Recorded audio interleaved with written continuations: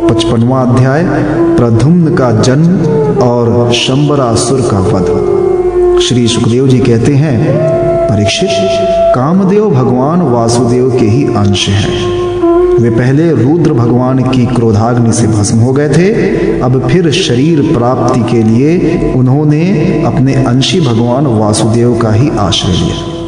वे ही काम अब की बार भगवान श्री कृष्ण के द्वारा रुक्मिणी जी के गर्भ से उत्पन्न हुए और प्रद्युम्न नाम से जगत में प्रसिद्ध हुए।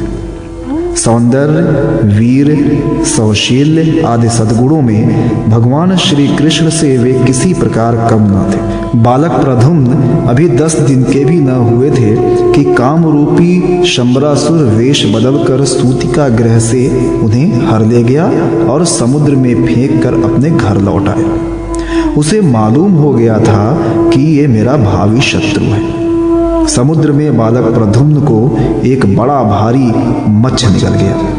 तदनंतर मछुओं ने अपने बहुत बड़े जाल में फंसाकर दूसरी मछलियों के साथ उस मत्स्य को भी पकड़ लिया और उन्होंने उसे ले जाकर शंबरासुर को भेंट रूप में दे दिया।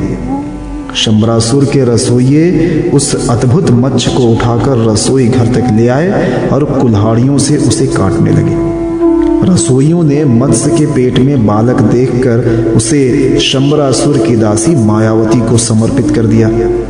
उसके मन में बड़ी शंका हुई। तब नारद जी आकर बालक का कामदेव होना, श्री कृष्ण की पत्नी रुक्मिणी के गर्भ से जन्म लेना, मत्स्य के पेट में जाना सब कुछ कह सुनाया। परीक्षित, वो मायावती कामदेव की यशस्विनी पत्नी रति ही थी। जिस दिन शंकर जी के क्रोध से कामदेव का शरीर भस्म हो गया था, उसी दिन से वो उस देह को पुनः उत्पन्न होने की प्रतीक्षा कर रही थी। उसी रति को शंबरासुर ने अपने यहाँ दाल भात बनाने के काम में नियुक्त कर रखा था। जब उसे मालूम हुआ कि इस शिशु के रूप में मेरे पति कामदेव ही हैं, तब वो उसके प्रति बहुत प्रेम करने लगी। श्री कृष्ण कुमार भगवान प्रद्युम्न बहुत थोड़े दिनों में जवान हो गए। उनका रूप लावण्य इतना अद्भुत था कि जो स्त्रियां उनकी ओर देखती, उनके मन में श्रृंगार रस का उद्दीपन हो जाता। कमल दल के समान कोमल एवं विशाल नेत्र, घुटनों तक लंबी लंबी बाहें और मनुष्य लोक में सबसे सुंदर शरीर। रति सलज्ज हास्य के साथ भौहें मटकाकर उनकी ओर देखती और प्रेम से भरकर स्त्री पुरुष संबंधी भाव व्यक्त करती हुई उनकी सेवा शुश्रूषा में लगी रहती। श्री कृष्ण नंदन भगवान प्रद्युम्न ने उसके भावों में परिवर्तन देखकर कहा, देवी, तुम तो मेरी माँ के समान हो, तुम्हारी बुद्धि उल्टी कैसे हो गई? मैं देखता हूँ कि तुम माता का भाव छोड़कर कामिनी के समान हाव भाव दिखा रही हो। रति ने कहा, प्रभो, आप स्वयं भगवान नारायण के पुत्र हैं। शंबरासुर आपको सूतिका गृह से चुरा कर लाया था। आप मेरे पति स्वयं कामदेव हैं और मैं आपकी सदा की धर्मपत्नी रति हूँ। मेरे स्वामी, जब आप 10 दिन के भी न थे, तब इस शंबरासुर ने आपको हर कर समुद्र में डाल दिया था। वहाँ एक मत्स्य आपको निकल गया और उसी के पेट से आप यहाँ मुझे प्राप्त हुए हैं। ये शंबरासुर सैकड़ों प्रकार की माया जानता है। इसको अपने वश में कर लेना या जीत लेना बहुत कठिन है। आप अपने इस शत्रु को मोहन आदि मायाओं के द्वारा नष्ट कर डालिए। स्वामिन, अपनी संतान आपके खो जाने से आपकी माता पुत्र स्नेह से व्याकुल हो रही हैं। वे आतुर होकर अत्यंत दीनता से रात दिन चिंता करती रहती हैं। उनकी ठीक वैसी ही दशा हो रही है जैसी बच्चा खो जाने पर कुररी पक्षी की अथवा बछड़ा खो जाने पर बेचारी गाय की होती है। मायावती रति ने इस प्रकार कहकर परम शक्तिशाली प्रद्युम्न को महामाया नाम की विधा सिखाई। यह विधा ऐसी है जो सब प्रकार के मायाओं का नाश कर देती है। अब प्रद्युम्न जी शंबरासुर के पास जाकर उस पर बड़े कटु कटु आक्षेप करने लगे। वे चाहते थे कि ये किसी प्रकार झगड़ा कर बैठे। इतना ही नहीं, उन्होंने युद्ध के लिए उसे स्पष्ट रूप से ललकारा। प्रद्युम्न जी के कटु वचनों की चोट से शंबरासुर तिलमिला उठा, मानो किसी ने विषैले सांप को पैर से ठोकर मार दिया। उसकी आंखें क्रोध से लाल हो गईं। वो हाथ में गदा लेकर बाहर निकल आया। उसने अपनी गदा बड़े जोर से आकाश में घुमाई और इसके बाद प्रद्युम्न जी पर चला दी। गदा चलाते समय उसने इतना कर्कश सिंहनाद किया मानो बिजली कड़क रही हो। परीक्षित, भगवान प्रद्युम्न ने देखा कि उसकी गदा बड़े वेग से मेरी ओर आ रही है। तब उन्होंने अपनी गदा के प्रहार से उसकी गदा गिरा दी और क्रोध में भरकर अपनी गदा उस पर चलाई। तब वो दैत्य मयासुर की बतलाई हुई आसुरी माया का आश्रय लेकर आकाश में चला गया और वहीं से प्रद्युम्न जी पर अस्त्र शस्त्रों की वर्षा करने लगा। महारथी प्रद्युम्न जी पर बहुत सी अस्त्र वर्षा करके जब वो उन्हें पीड़ित करने लगा, तब उन्होंने समस्त मायाओं को शांत करने वाली सत्वमयी महाविधा का प्रयोग किया। तदनंतर शंबरासुर ने यक्ष, गंधर्व, पिशाच, नाग और राक्षसों की सैकड़ों मायाओं का प्रयोग किया, परंतु श्री कृष्ण कुमार प्रद्युम्न जी ने अपनी महाविधा से उन सब का नाश कर दिया। इसके बाद उन्होंने एक तीक्ष्ण तलवार उठाई और शंबरासुर का किरीट एवं कुंडल से सुशोभित सिर, जो लाल लाल दाढ़ी मूंछों से बड़ा भयंकर लग रहा था, काटकर धड़ से अलग कर दिया। देवता लोग पुष्पों की वर्षा करते हुए स्तुति करने लगे और इसके बाद मायावती रति, जो आकाश में चलना जानती थी, अपने पति प्रद्युम्न जी को आकाश मार्ग से द्वारिकापुरी में ले गई। परीक्षित, आकाश में अपनी गोरी पत्नी के साथ सांवले प्रद्युम्न जी की ऐसी शोभा हो रही थी मानो बिजली और मेघ का जोड़ा। इस प्रकार उन्होंने भगवान के उस उत्तम अंतःपुर में प्रवेश किया जिसमें सैकड़ों श्रेष्ठ रमणियां निवास करती थी। अंतःपुर की नारियों ने देखा कि प्रद्युम्न जी का शरीर वर्षाकालीन मेघ के समान श्याम वर्ण है, रेशमी पीतांबर धारण किए हुए हैं, घुटनों तक लंबी भुजाएं हैं, रत्नारे नेत्र हैं और सुंदर मुख पर मंद मंद मुस्कान की अनूठी ही छटा है। उनके मुखार बिंदु पर घुंघराली और नीली अलकें इस प्रकार शोभायमान हो रही हैं मानो भंवरे खेल रहे हों। वे सब उन्हें श्री कृष्ण समझकर सकुचा गईं और घरों में इधर उधर लुक छिप गईं। फिर धीरे धीरे स्त्रियों को ये मालूम हो गया कि ये श्री कृष्ण नहीं है, क्योंकि उनकी अपेक्षा इनमें कुछ विलक्षणता अवश्य है। अब वे अत्यंत आनंद और विस्मय से भरकर इस श्रेष्ठ दंपत्ति के पास आ गईं। इसी समय वहां रुक्मणी जी आ पहुंची। परीक्षित, उनके नेत्र कजरारे और वाणी अत्यंत मधुर थी। इस नवीन दंपत्ति को देखकर ही उन्हें अपने खोए हुए पुत्र की याद हो आई। वात्सल्य स्नेह की अधिकता से उनके स्तनों से दूध झरने लगा। रुक्मणी जी सोचने लगी, ये नररत्न कौन है? ये कमल नयन किसका पुत्र है? किस बड़भागिनी ने इसे अपने गर्भ में धारण किया होगा? इसे ये कौन सौभाग्यवती पत्नी के रूप में प्राप्त हुई है? मेरा भी एक नन्हा सा शिशु खो गया था, न जाने कौन उसे सूतिका गृह से उठा ले गया। यदि वो कहीं जीता जागता होगा तो उसकी अवस्था तथा रूप भी इसी के समान हुआ होगा। मैं तो इस बात से हैरान हूँ कि इसे भगवान श्याम सुंदर की सी रूपरेखा, अंगों की गठन, चाल ढाल, मुस्कान, चितवन और बोलचाल कहाँ से प्राप्त हुई? हो न हो ये वही बालक है जिसे मैंने अपने गर्भ में धारण किया था, क्योंकि स्वभाव से ही मेरा स्नेह इसके प्रति उमड़ रहा है और मेरी बाईं बांह भी फड़क रही है। जिस समय रुक्मणी जी इस प्रकार सोच विचार कर रही थी, निश्चय और संदेह के झूले में झूल रही थी, उसी समय पवित्र कीर्ति भगवान श्री कृष्ण अपने माता पिता देवकी वासुदेव जी के साथ वहां पधारे। भगवान श्री कृष्ण सब कुछ जानते थे, वे कुछ न बोले, चुपचाप खड़े रहे। इतने में ही नारद जी वहां आ पहुंचे और उन्होंने प्रद्युम्न जी को शंबरासुर का हर ले जाना, समुद्र में फेंक देना आदि जितनी भी घटनाएं घटित हुई थी वे सब कह सुनाई। नारद जी के द्वारा ये महान आश्चर्यमयी घटना सुनकर भगवान श्री कृष्ण के अंतःपुर की स्त्रियां चकित हो गईं और बहुत वर्षों तक खोए रहने के बाद लौटे हुए प्रद्युम्न जी का इस प्रकार अभिनंदन करने लगी मानो कोई मरकर जी उठा।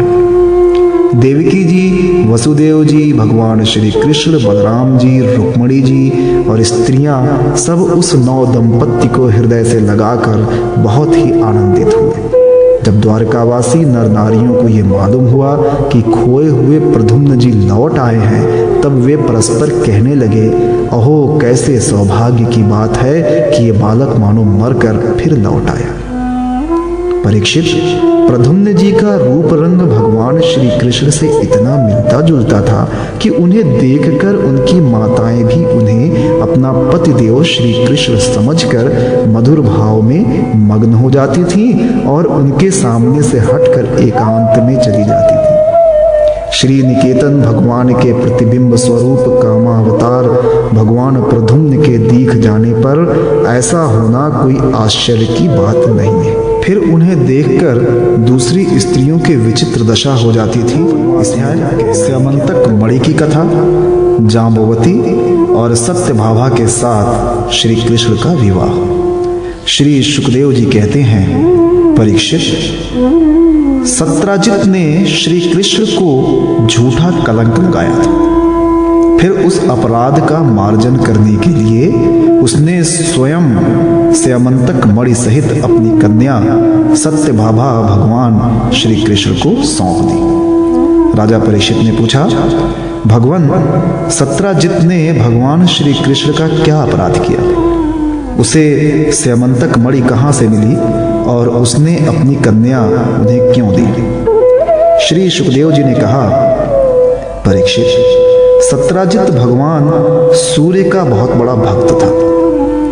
वे उसकी भक्ति से प्रसन्न होकर उसके बहुत बड़े मित्र बन गए थे। सूर्य भगवान ने ही प्रसन्न होकर बड़े प्रेम से उसे स्यमंतक मणि दी थी। सत्राजित उस मणि को गले में धारण कर ऐसा चमकने लगा मानो स्वयं सूर्य ही हो। परीक्षित, जब सत्राजित द्वारका में आया तब अत्यंत तेजस्विता के कारण लोग उसे पहचान ना सके।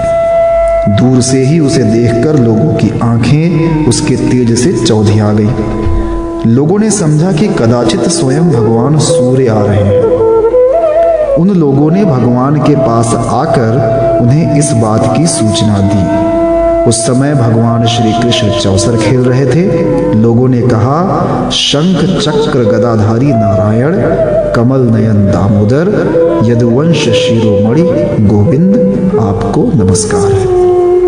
जगदीश्वर, देखिए अपनी चमकीली किरणों से लोगों के नेत्रों को चौधियाते हुए प्रचंड रश्मि भगवान सूर्य आपका दर्शन करने आ रहे हैं। प्रभो, सभी श्रेष्ठ देवता त्रिलोकी में आपकी प्राप्ति का मार्ग ढूंढते रहते हैं किंतु उसे पाते नहीं। आज आपको यदुवंश में छिपा हुआ जानकर स्वयं सूर्य नारायण आपका दर्शन करने आ रहे हैं। श्री सुखदेव जी कहते हैं, परीक्षित, अनजान पुरुषों की ये बात सुनकर कमल नयन भगवान श्री कृष्ण हंसने लगे। उन्होंने कहा, अरे ये सूर्यदेव नहीं है, ये तो सत्राजित है जो मणि के कारण इतना चमक रहा है। इसके बाद सत्राजित अपने समृद्ध घर में चला आया। घर पर उसके शुभागमन के उपलक्ष्य में मंगल उत्सव मनाया जा रहा था। उसने ब्राह्मणों के द्वारा स्यमंतक मणि को एक देव मंदिर में स्थापित करा दिया। परीक्षित, ये मणि प्रतिदिन 8 भार सोना दिया करती है और जहाँ वो पूजित होकर रहती है वहाँ दुर्भिक्ष, महामारी, ग्रह पीड़ा, सर्प भय, मानसिक और शारीरिक व्यथा तथा मायावियों का उपद्रव आदि कोई भी अशुभ नहीं होता था। एक बार भगवान श्री कृष्ण ने प्रसंगवश कहा, सत्राजित, तुम अपनी मणि राजा उग्रसेन को दे दो। वो इतना अर्थ लोभी था कि भगवान की आज्ञा का उल्लंघन होगा, इसका कुछ भी विचार न करके उसे अस्वीकार कर दिया। एक दिन सत्राजित के भाई प्रसेन ने उस परम प्रकाशमयी मणि को अपने गले में धारण कर लिया और फिर वो घोड़े पर सवार होकर शिकार खेलने वन में चला गया। वहां एक सिंह ने घोड़े सहित प्रसेन को मार डाला और उस मणि को छीन लिया। वो अभी पर्वत की गुफा में प्रवेश कर ही रहा था कि मणि के लिए ऋक्षराज जांबवान ने उसे मार डाला। उन्होंने वो मणि अपनी गुफा में ले जाकर बच्चों को खेलने के लिए दे दी। अपने भाई प्रसेन के न लौटने से उसके भाई सत्यराजित को बड़ा दुख हुआ। वो कहने लगा, बहुत संभव है श्री कृष्ण ने ही मेरे भाई को मार डाला, क्योंकि वो मणि गले में डालकर वन में गया था। सत्यराजित की ये बात सुनकर लोग आपस में कानाफूसी करने लगे। जब भगवान श्री कृष्ण ने सुना कि ये कलंक का टीका मेरे ही सर लगाया गया है, तब वे उसे धो बहाने के उद्देश्य से नगर के कुछ सभ्य पुरुषों को साथ लेकर प्रसेन को ढूंढने के लिए वन में गए। वहां खोजते खोजते लोगों ने देखा कि घोर जंगल में सिंह ने प्रसेन और उसके घोड़े को मार डाला। जब वे लोग सिंह के पैरों का चिन्ह देखते हुए आगे बढ़े, तब उन लोगों ने यह भी देखा कि पर्वत पर एक वृक्ष ने सिंह को मार डाला है। भगवान श्री कृष्ण ने सब लोगों को बाहर ही बिठा दिया और अकेले ही घोर अंधकार से भरी हुई ऋक्षराज की भयंकर गुफा में प्रवेश किया। भगवान ने वहां जाकर देखा कि श्रेष्ठ मणि स्यन्मंतक को बच्चों का खिलौना बना दिया गया है। वे उसे हर लेने की इच्छा से बच्चों के पास जा खड़े हुए। उस गुफा में एक अपरिचित मनुष्य को देखकर बच्चे की धाय भयभीत की भांति चिल्ला उठी। उसकी चिल्लाहट सुनकर परम बली ऋक्षराज जांबवान क्रोधित होकर वहां दौड़ आए। परीक्षित जांबवान उस समय कुपित हो रहे थे। उन्हें भगवान की महिमा, उनके प्रभाव का पता न चला। उन्होंने उन्हें एक साधारण मनुष्य समझ लिया और वे अपने स्वामी भगवान श्री कृष्ण से युद्ध करने लगे। जिस प्रकार मांस के लिए दो बाज आपस में लड़ते हैं, वैसे ही विजयाभिलाषी भगवान श्री कृष्ण और जांबवान आपस में घमासान युद्ध करने लगे। पहले तो उन्होंने अस्त्रों शस्त्रों का प्रहार किया, फिर शिलाओं का, तत्पश्चात वे वृक्ष उखाड़कर एक दूसरे पर फेंकने लगे। अंत में उनमें बाहुयुद्ध होने लगा।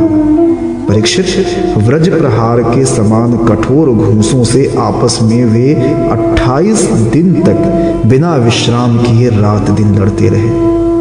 अंत में भगवान श्री कृष्ण के घूंसों की चोट से जांबवान के शरीर की एक एक गांठ टूट फूट गई। उत्साह जाता रहा, शरीर पसीने से लथपथ हो गया। तब उन्होंने अत्यंत विस्मित, चकित होकर भगवान श्री कृष्ण से कहा, प्रभो, मैं जान गया आप ही समस्त प्राणियों के स्वामी, रक्षक, पुराण पुरुष भगवान विष्णु हैं। आप ही सबके प्राण, इंद्रिय बल, मनोबल और शरीर बल हैं। आप विश्व के रचयिता, ब्रह्मा आदि को भी बनाने वाले हैं। बनाए हुए पदार्थों में भी सत्ता रूप में आप ही विराजमान हैं। काल के जितने भी अवयव हैं, उनके नियामक परम काल आप ही हैं और शरीर भेद से भिन्न भिन्न प्रतीयमान अंतरात्माओं के परम आत्मा भी आप ही हैं। प्रभो, मुझे स्मरण है आपने अपने नेत्रों में तनिक सा क्रोध का भाव लेकर तिरछी दृष्टि से समुद्र की ओर देखा था। उस समय समुद्र के अंदर रहने वाले बड़े बड़े नाग, घड़ियाल और मगरमच्छ क्षुब्ध हो गए थे और समुद्र ने अपना मार्ग दे दिया था। तब आपने उस पर सेतु बांधकर सुंदर यश की स्थापना की तथा लंका का विध्वंस किया। आपके वाणों से कट कट कर राक्षसों के सिर पृथ्वी पर लौट रहे थे। अवश्य ही आप मेरे वे ही राम जी श्री कृष्ण के रूप में आए हैं। परीक्षित, जब ऋक्षराज जामवंत ने भगवान को पहचान लिया, तब कमल नयन श्री कृष्ण ने अपने परम कल्याणकारी शीतल कर कमल को उनके शरीर पर फेर दिया और फिर अहेतुक की कृपा से भरकर प्रेम गंभीर वाणी से अपने भक्त जाम्बवान जी से कहा, ऋक्षराज, हम मणि के लिए ही तुम्हारी इस गुफा में आए हैं। इस मणि के द्वारा मैं अपने पर लगे झूठ कलंक को मिटाना चाहता हूँ। भगवान के ऐसा कहने पर जाम्बवान ने बड़े आनंद से उनकी पूजा करने के लिए अपनी कन्या कुमारी जाम्बवती को मणि के साथ उनके चरणों में समर्पित कर दिया। भगवान श्री कृष्ण जिन लोगों को गुफा के बाहर छोड़ गए थे, उन्होंने 12 दिन तक उनकी प्रतीक्षा की, परंतु जब उन्होंने देखा कि अब तक वे गुफा में से नहीं निकले, तब वे अत्यंत दुखी होकर द्वारका को लौट गए। वहां जब माता देवकी, रुक्मिणी, वसुदेव जी तथा अन्य संबंधियों और कुटुंबियों को यह मालूम हुआ कि श्री कृष्ण गुफा में से नहीं निकले, तब उन्हें बड़ा शोक हुआ। सभी द्वारकावासी अत्यंत दुखित होकर सत्राजित को भला बुरा कहने लगे और भगवान श्री कृष्ण की प्राप्ति के लिए महामाया दुर्गा देवी की शरण में गए, उनकी उपासना करने लगे। उनकी उपासना से दुर्गा देवी प्रसन्न हुई और उन्होंने आशीर्वाद दिया।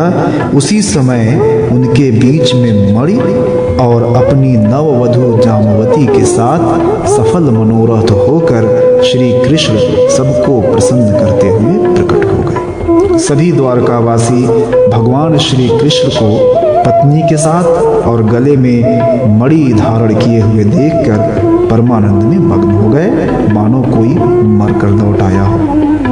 तदनंतर भगवान ने सत्राजित को राजसभा में महाराज उग्रसेन के पास बुलवाया और जिस प्रकार मणि प्राप्त हुई थी वो सब कथा सुनाकर उन्होंने वो मणि सत्राजित को सौंप दी। सत्राजित अत्यंत लज्जित हो गया। मणि तो उसने ले ली, परंतु उसका मुंह नीचे की ओर लटक गया।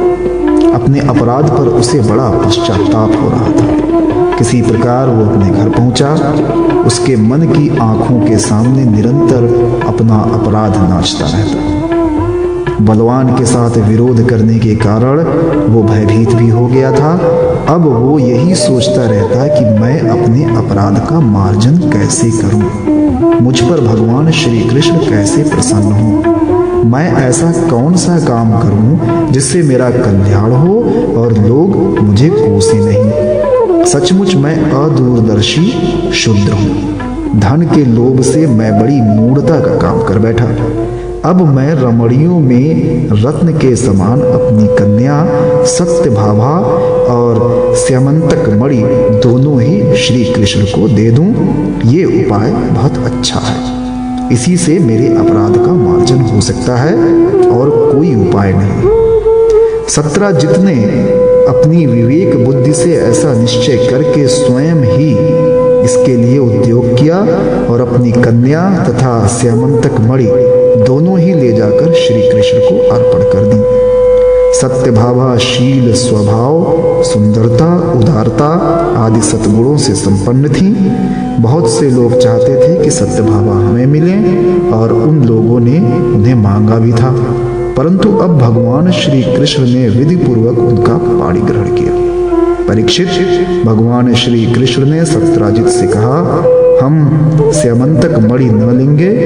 आप सूर्य भगवान के भक्त हैं, इसलिए वो आपके पास ही रहे। हम तो केवल उसके फल के अर्थात उससे निकले हुए सोने के अधिकारी हैं। वही अध्याय स्यमंतक हरण, शतधन्वा का उद्धार और अक्रूर जी को फिर से द्वारका बुलाना। श्री सुखदेव जी कहते हैं, परीक्षित, यद्यपि भगवान श्री कृष्ण को इस बात का पता था कि लाक्षागृह की आग से पांडवों का बाल भी बांका नहीं हुआ है, तथापि जब उन्होंने सुना कि कुंती और पांडव जल मरे, तब उस समय का कुल परंपरोचित व्यवहार करने के लिए वे बलराम जी के साथ हस्तिनापुर गए। वहां जाकर भीष्म पितामह, कृपाचार्य, विदुर, गांधारी और द्रोणाचार्य से मिलकर उनके साथ समवेदना सहानुभूति प्रकट की और उन लोगों से कहने लगे, हाय हाय, ये तो बड़े ही दुख की बात हुई। भगवान श्री कृष्ण के हस्तिनापुर चले जाने से द्वारका में अक्रूर और कृतवर्मा को अवसर मिल गया। उन लोगों ने शतधन्वा से आकर कहा, तुम सत्राजित से मणि क्यों नहीं छीन लेते? सत्राजित ने अपनी श्रेष्ठ कन्या सत्यभामा का विवाह हमसे करने का वचन दिया था और अब उसने हम लोगों का तिरस्कार करके उसे श्री कृष्ण के साथ ब्याह दिया। अब सत्राजित भी अपने भाई प्रसेन की तरह क्यों न यमपुरी में जाए। शतधन्वा पापी था और अब तो उसकी मृत्यु भी उसके सिर पर नाच रही थी। अक्रूर और कृतवर्मा के इस प्रकार बहकाने पर शतधन्वा उनकी बातों में आ गया और उस महादुष्ट ने लोभवश सोए हुए सत्राजित को मार डाला। उस समय स्त्रियां अनाथ के समान रोने चिल्लाने लगी, परंतु शतधन्वा ने उनकी ओर तनिक भी ध्यान न दिया।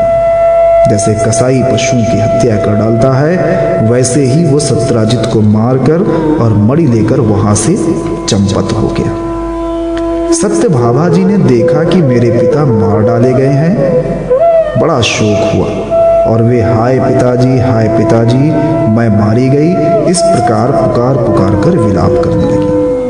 बीच बीच में वे बेहोश हो जाती और होश में आने पर फिर विलाप करने लगती। इसके बाद उन्होंने अपने पिता के शव को तेल के कड़ाहे में रखवा दिया और आप हस्तिनापुर को गईं। उन्होंने बड़े दुख से भगवान श्री कृष्ण को अपने पिता की हत्या का वृत्तांत सुनाया। यद्यपि इन बातों को भगवान श्री कृष्ण पहले से ही जानते थे। परीक्षित, सर्वशक्तिमान भगवान श्री कृष्ण और बलराम जी ने सब सुनकर मनुष्यों की सी लीला करते हुए अपनी आंखों में आंसू भर दिए और विलाप करने लगे। अहो, हम लोगों पर तो ये बहुत बड़ी विपत्ति आ पड़ी। इसके बाद भगवान श्री कृष्ण सत्यभामा जी और बलराम जी के साथ हस्तिनापुर से द्वारका लौट आए और शतधन्वा को मारने तथा उससे मणि छीनने का उद्योग करने लगे। जब शतधन्वा को यह मालूम हुआ कि भगवान श्री कृष्ण मुझे मारने का उद्योग कर रहे हैं, तब वो बहुत डर गया और अपने प्राण बचाने के लिए उसने कृतवर्मा से सहायता मांगी। तब कृतवर्मा ने कहा, भगवान श्री कृष्ण और बलराम जी सर्वशक्तिमान ईश्वर हैं, मैं उनका सामना नहीं कर सकता। भला ऐसा कौन है जो उनके साथ वैर बांधकर इस लोक और परलोक में सकुशल रह सके?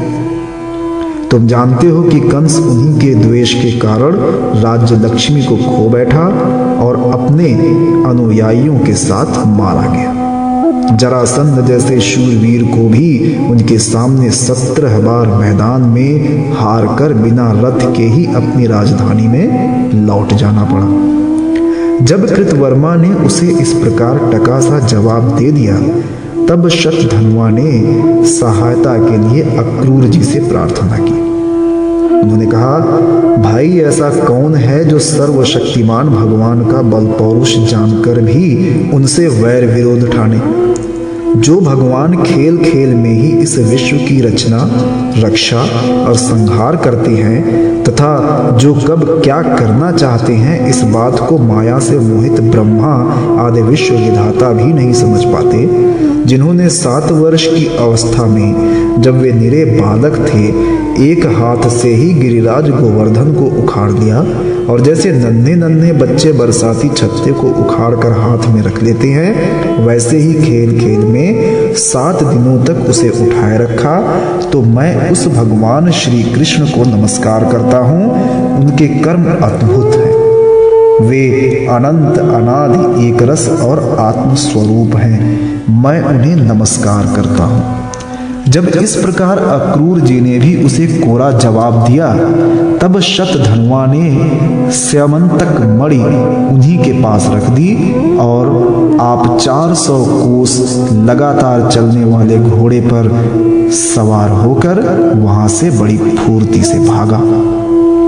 परीक्षित, भगवान श्री कृष्ण और बलराम दोनों भाई अपने उस रथ पर सवार हुए जिस पर गरुड़ चिन्ह से चिन्हित ध्वजा फहरा रही थी और बड़े वेग वाले घोड़े जुटे हुए थे। जब उन्होंने अपने श्वशुर सत्राजित को मारने वाले शतधनुआ का पीछा किया, मिथिलापुरी के निकट एक उपवन में शतधनुआ का घोड़ा गिर पड़ा। अब वो उसे छोड़कर पैदल ही भागा। वो अत्यंत भयभीत हो गया था। भगवान श्री कृष्ण भी क्रोध करके उसके पीछे दौड़े। शतधनुआ पैदल ही भाग रहा था, इसलिए भगवान ने भी पैदल ही दौड़कर अपने तीक्ष्ण धार वाले चक्र से उसका सिर उतार दिया और उसके वस्त्रों में स्यमंतक मणि को ढूंढा।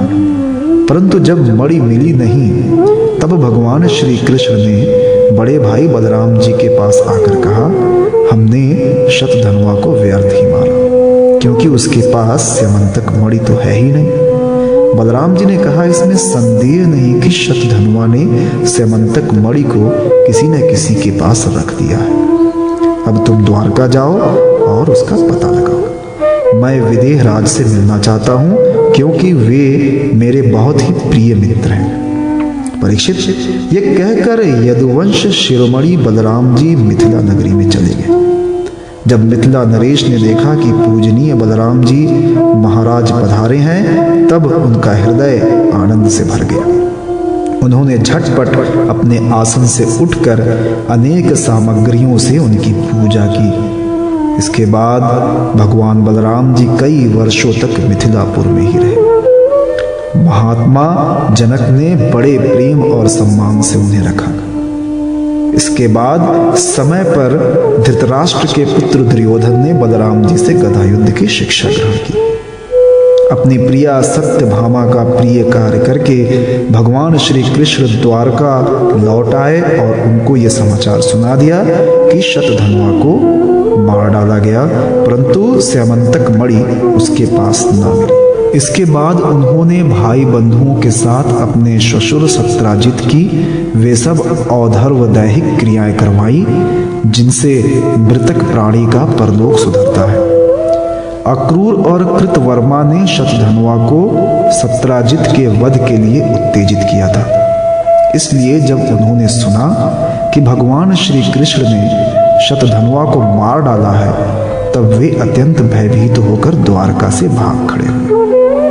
परीक्षित, कुछ लोग ऐसा मानते हैं कि अक्रूर के द्वारका से चले जाने पर द्वारका वासियों को बहुत प्रकार के अनिष्टों और अरिष्टों का सामना करना पड़ा। दैविक और भौतिक निमित्तों से बार बार वहां के नागरिकों को शारीरिक और मानसिक कष्ट सहना पड़ा। परंतु जो लोग ऐसा कहते हैं, वे पहले कही हुई बात को भूल जाते हैं। भला ये भी कभी संभव है कि जिन भगवान श्री कृष्ण में समस्त ऋषि मुनि निवास करते हैं, उनके निवास स्थान द्वारका में उनके रहते कोई उपद्रव खड़ा हो जाए? उस समय नगर के बड़े बूढ़े लोगों ने कहा, एक बार काशी नरेश के राज्य में वर्षा नहीं हो रही थी, सूखा पड़ गया था। तब उन्होंने अपने राज्य में आए हुए अक्रूर के पिता श्वफल्लक को अपनी पुत्री गांधिनी ब्याह दी। तब उस प्रदेश में वर्षा हुई। अक्रूर भी श्वफल्लक के ही पुत्र हैं और इनका प्रभाव भी वैसा ही है। इसलिए जहां जहां अक्रूर रहते हैं, वहां वहां खूब वर्षा होती है तथा किसी प्रकार का कष्ट और महामारी आदि उपद्रव नहीं होते। परीक्षित, उन लोगों की बात सुनकर भगवान ने सोचा कि इस उपद्रव का यही कारण नहीं है। ये जानकर भी भगवान ने दूत भेजकर अक्रूर जी को ढूंढवाया और आने पर उनसे बातचीत की। भगवान ने उनका खूब स्वागत सत्कार किया और मीठी मीठी प्रेम की बातें कहकर उनसे संभाषण किया। परीक्षित, भगवान सबके चित्त का एक एक संकल्प देखते रहते हैं।